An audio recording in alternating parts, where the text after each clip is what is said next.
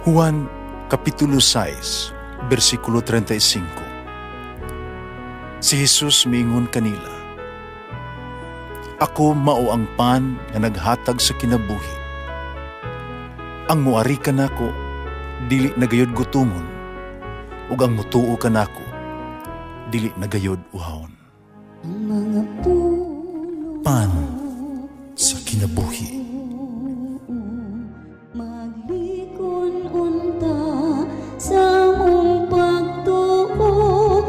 Gagakakabi sa pagtuman sa imong mahal nga kasuguan. Ginumana kaninyo. Santo sa Ebanghelyo sumala ni San Mateo. Sa pagkadungog ni Jesus niini, sa hilom misakay siya sa sakayan, padulong sa mingaw nga dapit. Apan nagkaalinggat ang mga tao, misunod nga naglakat gikan sa ilahang lungsod. Sa pag-abot ni Jesus sa baybayon, nakita niya ang katawhan na nagpundok o naluoy siya. Gaayo niya ang ilang mga masakiton. Sa pagsadlop na ang adlaw, miduol niya ang mga tinunan ug miingon, ani ata sa mingong dapit ug gabi ina. Paadtua kining mga tawhana sa kabalangayan, sa unahan, aron pagpalit ug pagkaon. Pa si Jesus mitubag, wala na kinahanglana. Kamoy pagkaon nila. Mitubag ang mga tinunan. Wala tayo pagkaon din gawas sa 5 kapan ug 2 ka isda. Si Jesus miingon, dadaa na dire. Unya gipalingkod sila sa balile, iyang gikuha ang 5 kapan ug 2 ka isda. Miyahat siya sa langit. Ipanalanginan, ipikas-pikas sa pan, umihatag niini sa mga tinunan aron iapod-apod sa katawhan. Nangaon ang tanan o nangabusog. Niya gihipos sa mga tinunan ang salin nga nakapunog 12 ka bukag. Mga 5,000 kalalaki nga nangaon. Wala ipha ang babae o kabataan. Ang Ebanghelyo sa Ginoo. Pasalamati ang Diyos sa tanang mga Diyos, ang iyang gugma manungtanon. Pasalamati ang Ginoo sa mga Ginoo, ang iyang gugma manungtanon.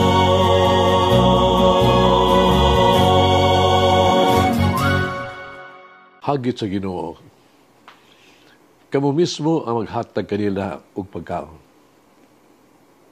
Dinhi sa Ebanghelyo karong adlaw atong makita ang human side ni atong Ginoo, ang iyang pagkamaluluyon. Sa diha nakita ni Jesus ang panon sa katawhan, nakita niya ang ilang panginahanglan. Yan amguhan ang ilahang tinguha, makauban siya o makadungog gikan kaniya. O siya si Jesus, miatiman kanila. Iyang giayo ang ilang mga masakiton. Bis pa ni Ana, gusto niya nga buhata og dugang pa sa pagbuhat og labaw pa alang kanila. Usa gusto ni Jesus, pakanon pa gani sila. Samtang si Jesus, dagatubang sa nawala nga gitawag na ito, katawhan makaluluing mga kalag, ikapoy nga mga lawas. Ang iyang unang reaksyon mao ang pagtabang, pag-ayo, paghupay sa ilang kasakit o kagutom.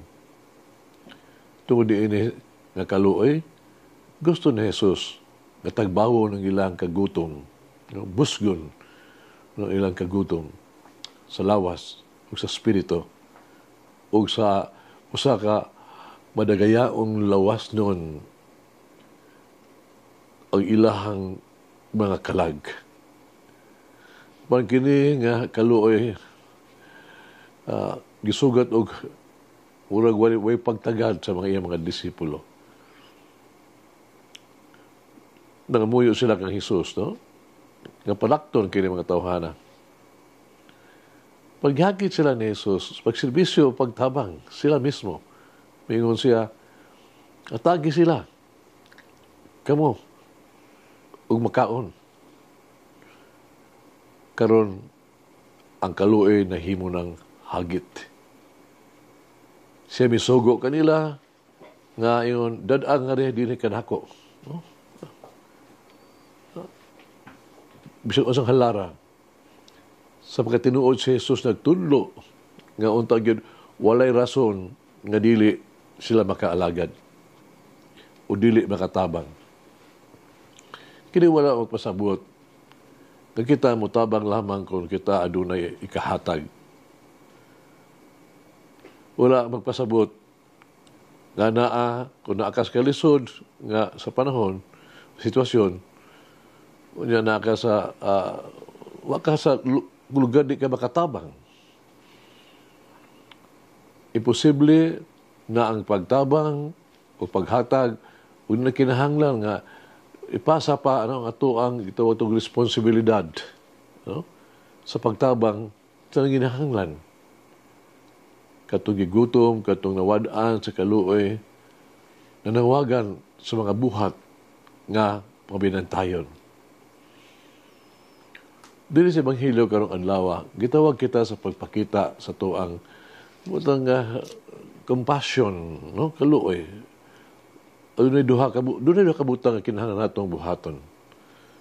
Una, gitawag kita sa pagpaambit. Kinahanglan natong buhaton ang usa ka butang ni atong mga tawo nga nanginahanglan. Dili lang igo ang simpatya, no. Ang kaluoy dili igo ang mga buhat sa kaluoy gikinahanglan. Ang mga buhat sa gugma nga putli mao ang labi ang gikinahanglan. Una-una lang, no? Ang bisan walay 5 kapan o 2 ka isda, si Jesus nagapakaon gihapon kanila. Bisan walay pan o isda, bisan walay amot sa iya mga tinun-an, magkahimo gihapon si Jesus o mga milagro.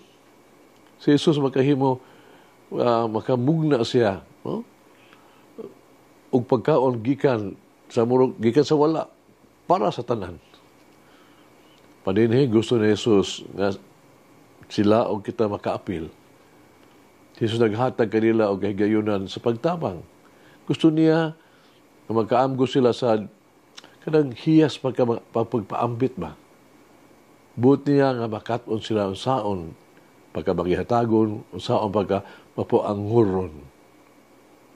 Busa sa katapusang pagtuki, si Jesus nagsulti kanila, nga milagro mahitabo, kung sa katao, andam mo paambit.